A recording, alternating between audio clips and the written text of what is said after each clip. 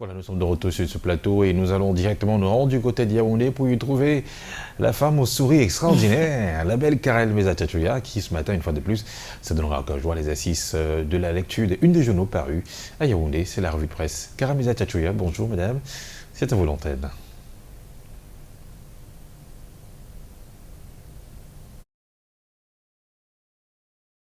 Bonjour Thierry Carole, bonjour Patricia, madame, messieurs, bonjour et bienvenue à Angola. Une fois n'est pas coutume, sport pour commencer la lecture transversale des journaux en direct du studio de la ville de cette colline. On en parle avec le quotidien bilingue national Cameroun Tribune qui s'intéresse ce matin à la qualification pour le mondial 2022. Nous présente les 27 de son qui seront donc dans la rencontre Cameroun-Algérie. En effet, indique le quotidien gouvernemental. Le manager sélectionneur des Lions Indomptables a rendu public hier la liste des joueurs retenus pour la double confrontation des 25 et 29 mars prochains en vue de la qualification pour le mondial 2022. On y note l'absence de Fabrice Ondoa et la présence de 4 novices, dont le promoteur attaquant de Coton Sport, Patient Ouassou, 18 ans.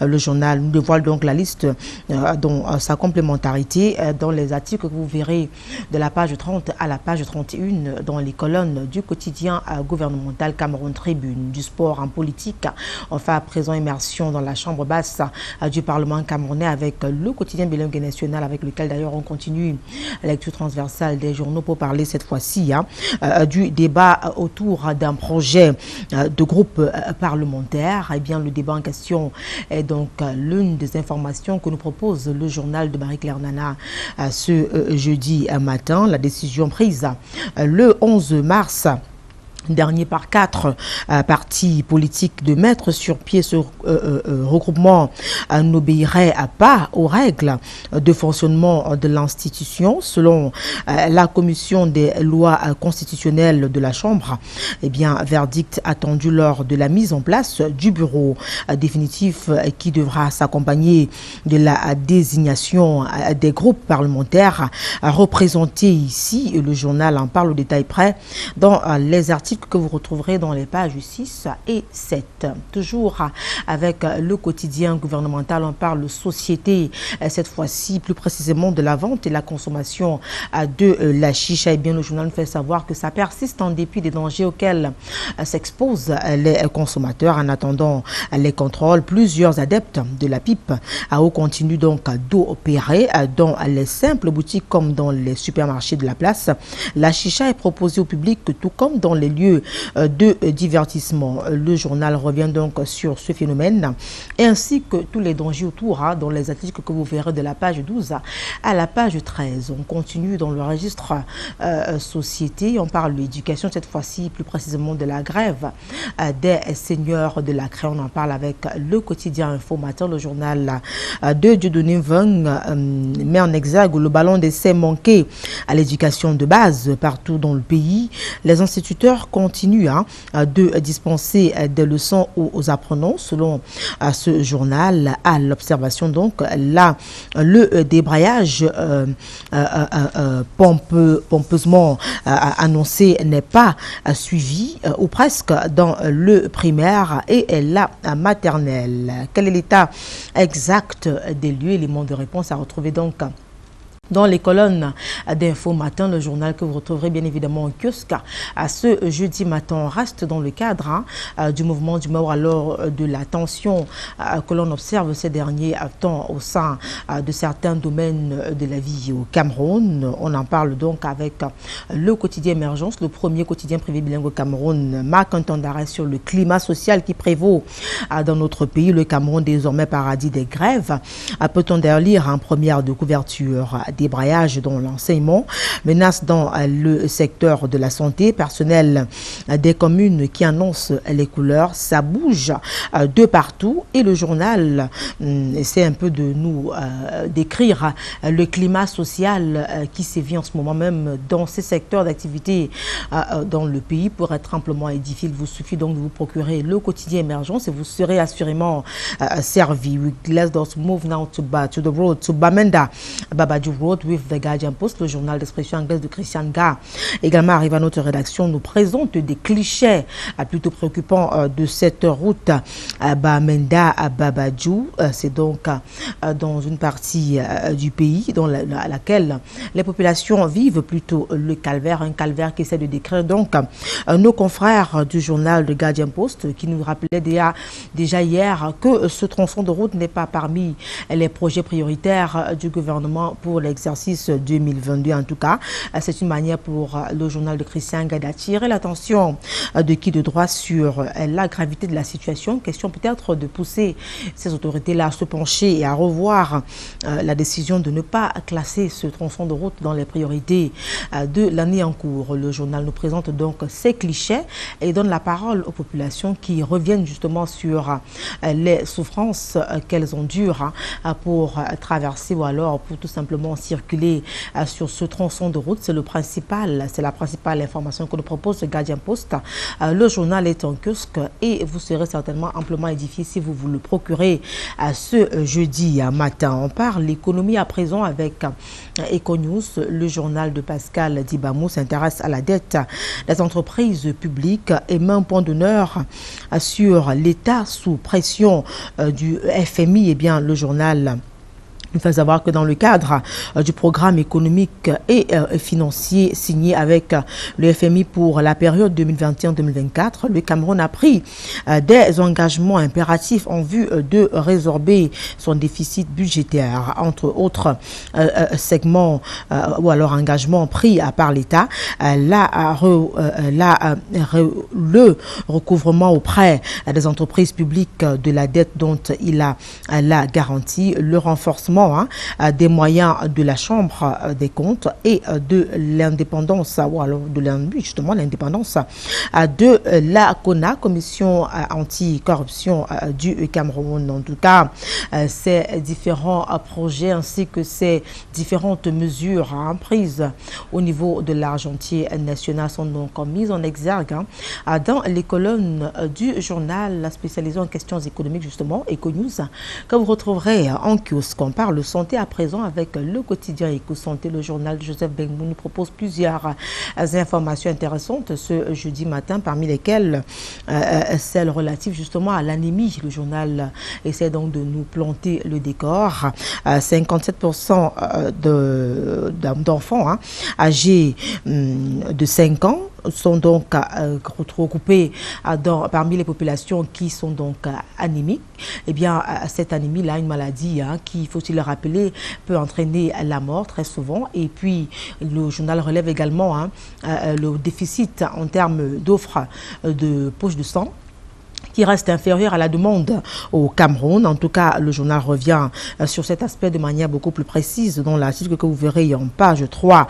Le journal qui s'intéresse également à la 4e campagne de vaccination contre la Covid-19 en marche depuis hier dans notre pays. Les seniors, ou alors les hommes en blouse blanche, sont donc déployés dans les formations sanitaires, les espaces publics tels les marchés, les lieux de culte.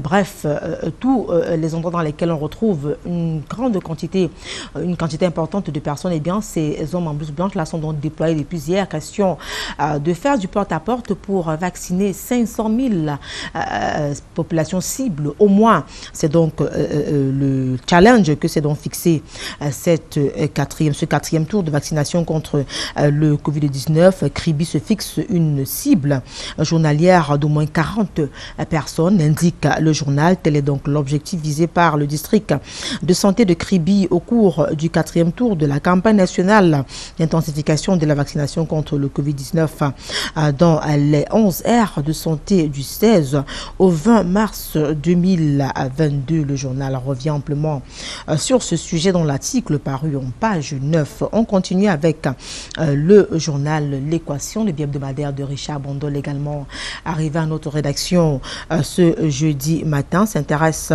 à cette à ces magistrats municipaux dans le moule de la sécurité et prévention routière. Ils ont donc été formés, ils ont donc été outillés à de nouvelles techniques et stratégies justement pour mieux prévenir, en tout cas pour mieux s'imprégner de la situation sécuritaire et prévention routière dans leur circonscription respective. Et donc le journal revient donc sur l'essentiel à retenir de cette formation, bien évidemment le bien fondé de cette dernière pour la bonne marche des collectivités territoriales décentralisées. Le journal nous amène également du côté de la phase 2 des travaux sur la pénétrante est de la ville de Douala, une avancée de démarrage payée à l'entreprise, nous dit donc le journal. Le journal revient donc sur cette information-là.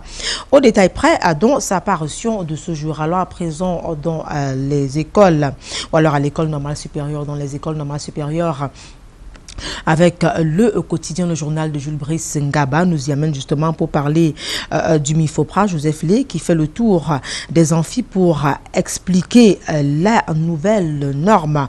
Eh bien, selon le journal, la première étape, l'amphithéâtre de l'école normale supérieure de l'enseignement technique de l'université de Douala.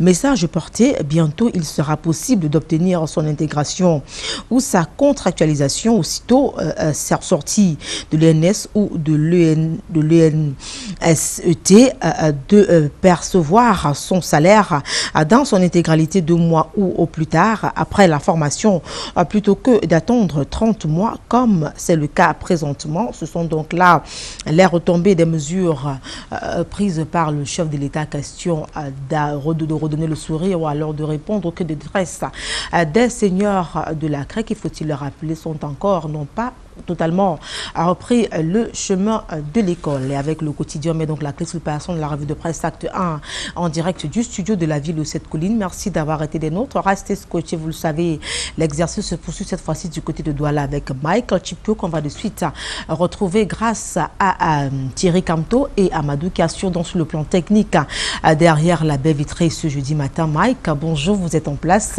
Eh bien, bonjour Mike, excellente journée à vous. Avant de nous dire comment se présente ou alors comment se porte Douala, dites-nous déjà ce qui meuble les premières de couverture des journaux du côté de la cité économique ce matin. Le messager qui nous livre cette tribune d'Anne Fégon-Denoy qui revient sur les programmes de financement des petites et moyennes entreprises au Cameroun, des programmes portés par l'État du Cameroun. Mais pour quels résultats? Depuis de nombreuses années maintenant, à travers une analyse, Anne Fégon-Denoy peint le tableau noir de ces dizaines de projets et de programmes destinés à la lutte contre le chômage et le sous-emploi des jeunes dans notre pays. Elle parle justement de ces multiples programmes destinés à sortir les jeunes du chômage et se pose une question: que sont devenus ces dizaines de projets et de programmes destinés au financement des PME et à la lutte contre le chômage et le sous-emploi des jeunes, au moment où l'État peine manifestement à faire face à ces charges du fait d'une insuffisance des recettes mal dissimulées? Les ordonnateurs des programmes subventionnés doivent rendre compte. La lutte contre la pauvreté a toujours fait partie du discours du chef de l'État. Elle semblait constituer l'un des objectifs majeurs du renouveau. La création d'une multitude d'instruments y dédiés confortait aux yeux de l'opinion cette ambition, tout au moins apparente il y a quelques années encore, mais aujourd'hui on peut déchanter au vu justement des résultats produits par ces multiples programmes que le journal qualifie d'ailleurs de scandale. Le scandale camerounais a retrouvé à la une et en page 9 du quotidien Le Messager de ce jour. Le même journal nous parle de règlement des crises sociales dans notre pays à la lumière de cette grève des enseignants depuis quelques jours. Le journal sonne l'urgence pour le pouvoir de changer son logiciel qu'il qualifie d'obsolète. À l'observation de la démarche du pouvoir dans le règlement de la grève en milieu scolaire, il est évident, écrit Le Messager, que ce dernier est tenu par ces gènes d'autoritarisme face à un mouvement fuyant et insaisissable, acéphale mais omniprésent dénommé OTS. Le pouvoir a toutes les peines de s'accommoder à la gestion de la grève d'une autre génération. Le pouvoir camerounais broie donc du noir avec cette grève des enseignants, écrit Le Messager. Et l'unique chose en réalité qui attend le gouvernement est de changer son ancien logiciel de règlement de crise sociale pour se mettre effectivement dans un discours franc, empreint de vérité, de réalisme, écrit le messager. Ce qui se vit aujourd'hui n'est que la résultante des années de rebuffade, de saupoudrage, de rafistolage des mesures à la petite semaine pour résoudre les crises antérieures. Or, là, il n'y a plus une seule once d'espace pour manœuvrer et endormir les enseignants. Le pouvoir est donc désormais confronté à lui-même. De ce fait, ni les prisons, ni les licenciements abusifs et massifs des enseignants, qui ne sont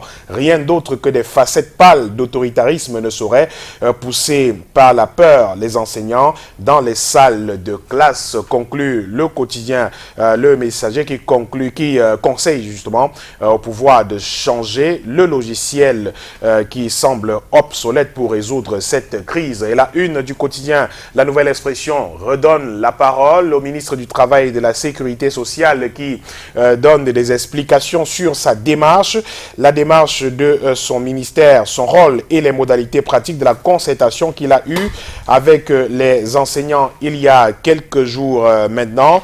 La clarification fait état de ce que la concertation du mardi 15 mars 2022 sous la présidence du ministre du Travail et de la Sécurité sociale s'est tenue en présence des représentants des syndicats formellement conviés et connus, des porte-parole des groupes OTS et des enseignants indignés, qui ont spontanément répondu à l'appel public qui leur a été adressé par communiqué de presse en date du 11 mars 2022.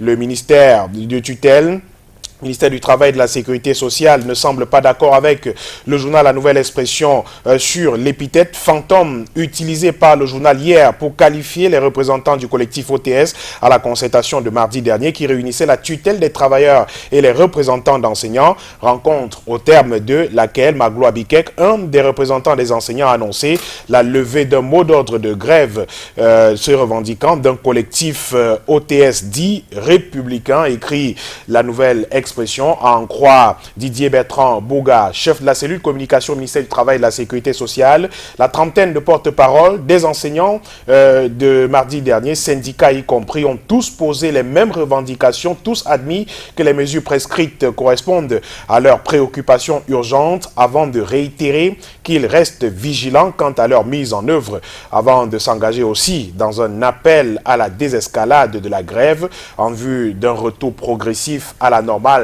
dans les écoles. La clarification du ministère du Travail et de la Sécurité sociale a retrouvé dans les colonnes de La Nouvelle Expression, qui est parue aujourd'hui, et le même journal qui parle de cette grève, cette fois-ci à Bertoua, dans la région de l'Est du Cameroun, avec les sections anglophones hors course.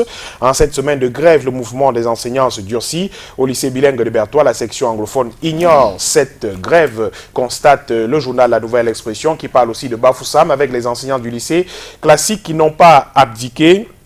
Ils ont organisé une manifestation mardi dernier pour réitérer leur engagement à l'opération Craie morte qui se poursuit à travers le pays. Le journal reparle aussi des Lions indomptables du Cameroun, 27 lions à l'assaut des Fennecs. Le manager sélectionneur des Lions indomptables a rendu public hier la liste des joueurs devant défendre les couleurs nationales dans le cadre de la double confrontation contre l'Algérie, des matchs qualificatifs justement pour la Coupe du Monde au Qatar, écrit le journal La Nouvelle Expression, qui est paru aujourd'hui. Financia Hebdo également paru ce jeudi, nous parle de fiscalité avec une réforme de la fiscalité locale en vue dans notre pays. C'est le 10 mars dernier qu'a eu lieu une réunion relative au projet de réforme sur la fiscalité locale au Cameroun, une rencontre présidée par le secrétaire général du ministère de la décentralisation et du développement local. Que faut-il en retenir? Les détails dans les colonnes du journal Financia Hebdo, qui est paru aujourd'hui. La grande tribune également en kiosque ce jour nous parle de politique et nous amène à l'Assemblée nationale du Cameroun, avec ce face-à-face entre ministres et députés qui s'annonce décisif pour cette session du Parlement qui s'est ouverte il y a quelques jours à Yaoundé, à la faveur des questions orales. Lors de cette session du mois de mars qui s'est ouverte à l'Assemblée nationale, les membres du gouvernement vont devoir éclairer la lanterne des élus de la nation sur les préoccupations préoccupation pressante des populations ces derniers jours. Il s'agit entre autres des manifestations des enseignants dans le domaine de l'éducation, de la flambée des prix des produits de grande consommation sur le marché, sur tous les délestages intempestifs dans les villes du pays. C'est donc un face-à-face qui s'annonce électrique entre les deux partis, ministres et députés à l'Assemblée nationale, le prévient le journal La Grande Tribune qui est paru aujourd'hui. Et Eco-Finance Hebdo pour terminer cette revue de presse. Eco-Finance, l'hebdomadaire paru aujourd'hui, nous parle du secteur des pêches et des industries animales, avec plus de 300 000 tonnes de poissons et crustacés produits par an au Cameroun, alors que le Cameroun a besoin de plus de 500 000 tonnes de poissons et crustacés par an pour satisfaire ses besoins. La production animale annuelle plutôt locale ne tourne en moyenne qu'autour de 200 000 tonnes de ces produits fortement sollicités des ménages par an, laissant un gap à combler de plus de 300 000 tonnes du pain béni. Donc pour les investisseurs nationaux et étrangers qui souhaitent faire les affaires au Cameroun. Voilà donc une niche, annonce le journal Eco-Finance, l'hebdomadaire, qui est également en kiosque ce jour, le journal de Joseph Roland Diotier qui parle aussi de la friperie au Cameroun, matières textiles et ouvrages, transformer 150 milliards de francs CFA d'importation en opportunités d'affaires dans notre pays. Mais comment s'y prendre? Cahier pratique à retrouver dans Eco-Finance, l'hebdomadaire qui est paru ce jeudi. Merci Michael Sipkio pour cette revue de presse. Bonjour mon très cher. Bonjour Thierry. Comment allez-vous ce matin? Patricia, je vais très bien. Et vous-même, j'espère que vous ça va, ça va. C'est vrai que du côté de Njombe, ce n'est pas la grande forme. Côté sanitaire, on enregistre encore, il y a les dernières 24 heures, on a enregistré 7 cas de choléra enregistrés du côté de Njombe. On parle de plus en plus des enfants en bas âge contaminés. Donc le message reste encore fort. Le choléra est de retour chez nous. On se souvient qu'à Yaoundé également, on a enregistré des cas de choléra. Avant ça, on était également du côté de Melon, où les personnes qui ont bouffé un plat de taro sont retrouvées à l'hôpital, de personnes décédées. Donc faites très attention, chers parents, il est important de revenir aux règles de base d'hygiène. Demandez toujours aux enfants de se laver les mains avec de l'eau et du savon, c'est très important pour, n'est-ce pas, dire non à ce choléra. Et surtout, n'oubliez pas de bien rincer, mais alors très bien rincer vos fruits et légumes avant la consommation et bien chauffer vos aliments. C'est très important pour, n'est-ce pas, détruire ce choléra, parce qu'il est de retour en grande pompe. Les dernières 24 heures, on enregistre encore 7 cas de choléra du côté de Njombe. Michael Sipkio, un retour encore un peu tout doux du choléra. Oui, on l'a dit depuis lundi dernier, je crois, ou mardi. Voilà, la maladie est de retour, malheureusement. Il faut faire très attention. Et nous parlions déjà du Mungo, avec Njombe précisément, où on annonce ces 7 cas. Voilà. Melon également, des localités qui sont de plus en plus touchées dans la région du littoral. Et donc d'autres régions du pays sont également touchées par cette maladie extrêmement dangereuse, qui fait de nombreux morts, une maladie hydrique très très dangereuse justement. Et vous l'avez bien fait, Thierry, de rappeler ces petites règles d'hygiène qui peuvent permettre d'éviter la contamination, se laver régulièrement les mains. Ce n'était pas que pour le Covid. Je crois que les points d'eau qui avaient été apposés à plusieurs endroits, notamment à l'entrée des écoles, doivent rester opérationnels, dans les entrées des établissements surtout, parce que ce sont des lieux à forte concentration humaine, des enfants qui y vont tous les jours, ensemble se saluent, touchent parfois des objets souillés, parfois mangent leur goûter sans forcément se laver les mains, parfois les enfants qui se partagent les goûters et tout ça dans les établissements. Je crois que c'est les foyers de contamination les plus en vue, quoi, où la sensibilisation doit prendre le pas, doit être accentuée pour que l'on évite justement des contaminations qui peuvent conduire à des conséquences fâcheuses, parce qu'il faut dire que le choléra tue dangereusement. Voilà. Et à l'extrême nord du pays, dans le septentrion en général, on a parfois parlé de cette maladie. Avant que l'on ne détecte ces cas dont vous parliez tout à l'heure dans le Mungo et même dans la région du sud-ouest du Cameroun, je me semble que l'extrême nord était déjà très concerné par cette maladie, et la partie septentrionale du Cameroun en général, j'ai envie de dire. Donc il faut absolument suivre ces petites règles d'hygiène là qui peuvent sembler ne pas être grand chose, mais il faut les suivre absolument pour éviter justement de se faire contaminer. À partir du moment où c'est une maladie exacerbée en question, il n'y a plus de problème de l'approvisionnement en eau potable dans notre dans notre espace. Ben, écoutez, malheureusement, comment est-ce qu'ils feront pour ces personnes qui n'ont pas de l'eau potable? C'est dommage. Et quand on parle du septentrion, vous savez comment est-ce qu'on fait pour se procurer de l'eau potable dans cette partie du pays. Il n'y a pas que le septentrion. J'ai vu d'ailleurs à Guidère. J'ai vu à Guidère où les gens allaient dans le lac, une fois asséché, ils allaient creuser du sable pour pouvoir extraire de l'eau au fond du sable. C'est dommage. C'est pas évident. Malheureusement, c'est... Quel usage? Alors là, ne posez pas de questions.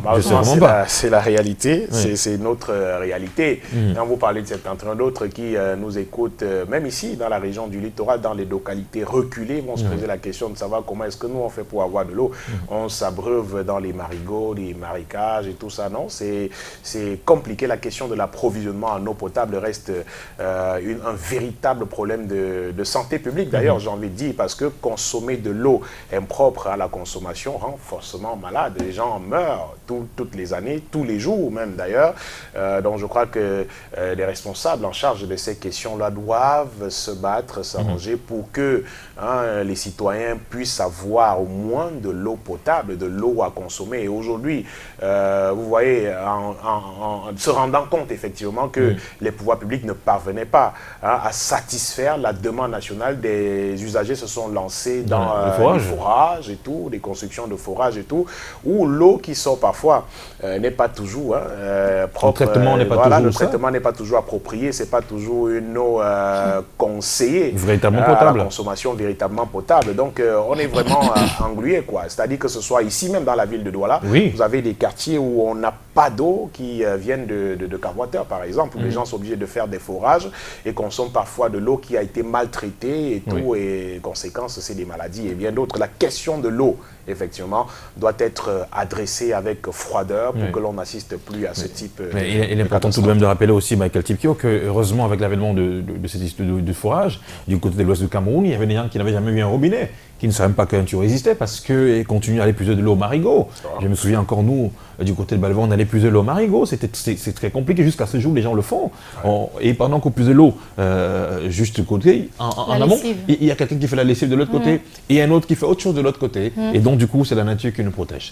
En tout cas, vivement que tout cela puisse s'arrêter entre ces quatre et qu'on revive quelque chose de différent. En fait, quand Michael a évoqué tout à l'heure le pan du goûter des enfants et tout ça, j'ai pensé à ces autres enfants qui ne sortent pas de la maison avec leur goûter et qui vont peut-être s'approvisionner à la cantine. Et je me suis dit que peut-être, Michael, je voudrais vous laisser la charge de parler peut-être à ces dames-là qui viennent faire à manger aux enfants. Il y a des enfants qui viennent manger dans les cantines à l'école et du retour, font des yaourts, attention, bonjour. Les chefs d'établissement doivent simplement s'arranger à rappeler à ces dames-là qu'elles doivent respecter un minimum de règles d'hygiène pour éviter aux enfants les maladies. Ce n'est pas que quand le choléra s'annonce que l'on doit leur rappeler ces règles d'hygiène-là. Il faut respecter le minimum de règles d'hygiène pour éviter aux enfants de manger ou alors de boire des substances ou manger des aliments qui peuvent leur causer des maladies, des maux de ventre parfois d'abord, et qui peuvent déboucher d'ailleurs sur une maladie des vomissements, ainsi de suite. Voilà, puisque le choléra, lui, il est présent. C'est l'occasion peut-être d'en parler.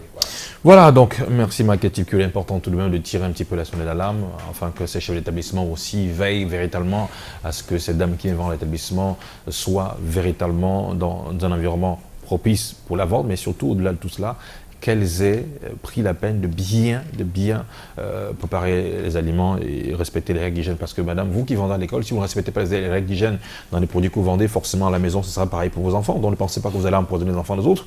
Vos enfants également viendront boire ces yaourts. Non, il faut le dire. Vos enfants également viendront boire ces yaourts et ils auront mal au ventre. Et l'argent que vous avez vendu à l'école, vous les amènerez à l'hôpital. Donc pour éviter cela, respectons tout simplement les règles d'hygiène. C'est basique. 7h30, c'est l'instant réservé à la pub. À tout de suite.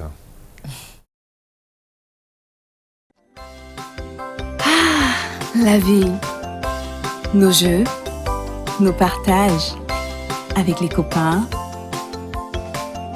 papa, l'amour. Dans cette aventure, les bons moments se tartinent avec Vallée d'Or.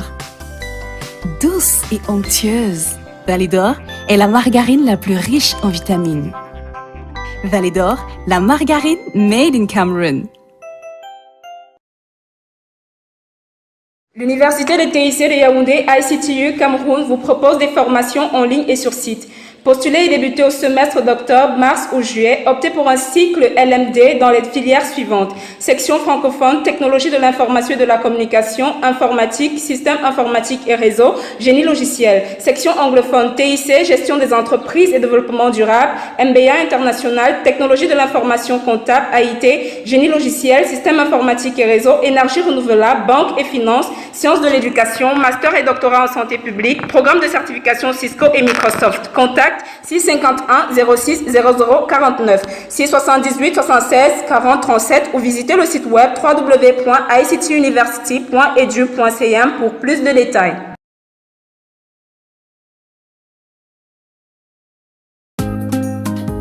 Bonjour madame, je sais ce que vous êtes venue chercher. Hey, vous me connaissez bien, hein? C'est vrai que je suis fidèle à Mayor. Madame a raison. Regardez mes beignets comme ils sont beaux et bien dorés.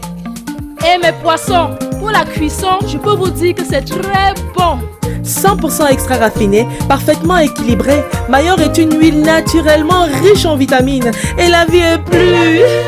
Oh oui, elle est plus légère. Mayor, je l'adore. C'est mon amour, mon trésor. Mayor, je l'adore.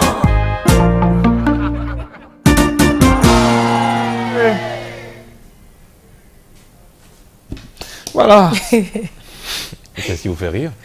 J'ai l'impression qu'on vous a entendu crier, faites-le. Oui.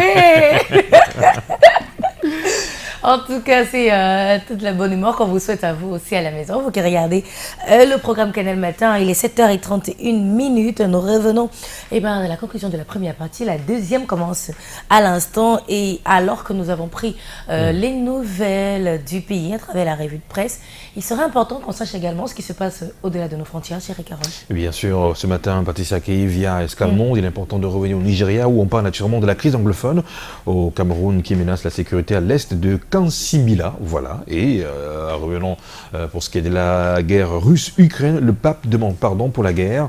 Le pape François s'exprime dans Escalmonde ce matin, une signature de Lil Piédio et Calvin Tekam. Escalmonde.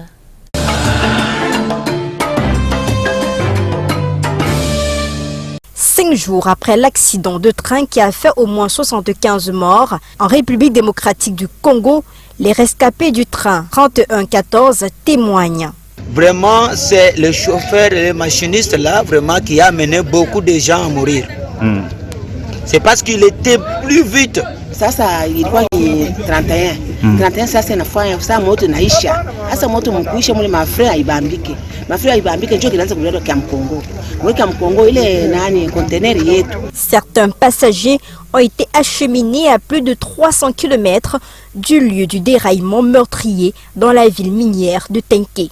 Il faudrait qu'on arrive éventuellement à organiser les états généraux sur le chemin de fer.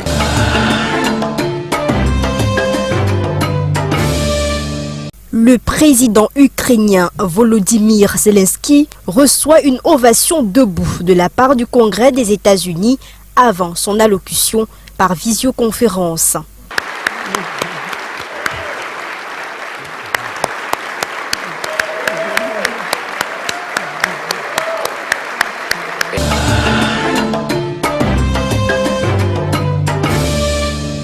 Le porte-parole du gouvernement français, Gabriel Attal, salue la mémoire de Pierre Zazewski, journaliste franco-irlandais décédé en Ukraine.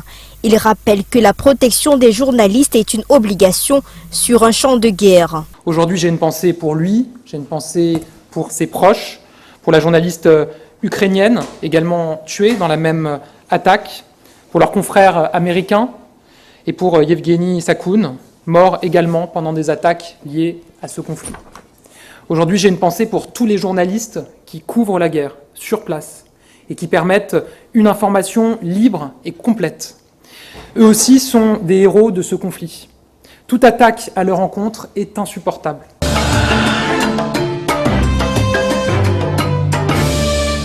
Au Nigeria, Des voix s'élèvent pour demander un déploiement massif des forces armées à la frontière avec le Cameroun, après l'attaque sanglante d'un village par des séparatistes anglophones en novembre dernier. Les Ambazoniens sont arrivés et ont commencé à tirer. On n'a jamais entendu autant de coups de feu que ce jour-là. Je n'oublierai jamais le son de ces tirs. Apparemment, ils ont même tiré sur nos enfants qui s'étaient cachés dans l'eau, derrière des arbres. Ils ont ensuite jeté leurs corps dans la rivière. C'est ce qu'on a vu ce jour-là. Sans l'intervention de la marine et de l'immigration, je crois que le peuple de Manga aurait cessé d'exister.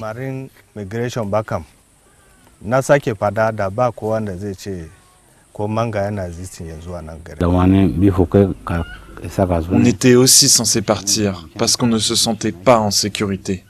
Mais après avoir constaté la présence de l'armée, on a décidé de rester. À presque un an de la présidentielle, la sécurité reste un enjeu clé pour le pays le plus peuplé d'Afrique.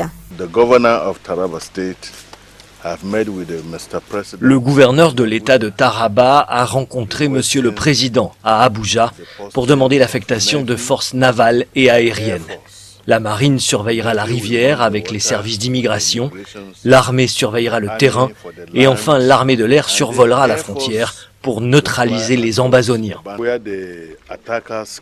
C'est ici que les assaillants sont venus et l'ont trouvé. Ils l'ont abattu ici. C'était la maison du chef de Manga. Il a fallu la grâce de Dieu pour que nous nous calmions, mais si cela se reproduit, ce sera désastreux, oui.